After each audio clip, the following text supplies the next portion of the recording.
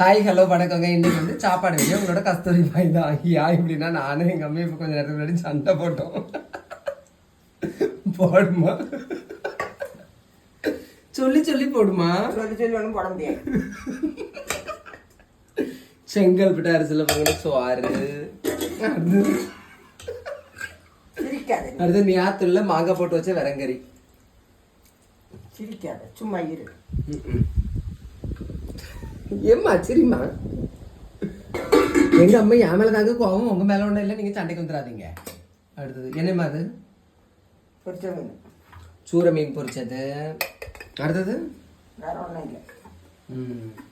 அடுத்து எல்லாரும் சாப்பிட கூடலையா? கூடல கூப்பிடுமா, நான் கூப்பிடல. ஏம்மா கூப்பிடுமா, உனக்கு எனக்கு தானே சண்டை, நீ வீட்டு சண்டைக்கு போறா?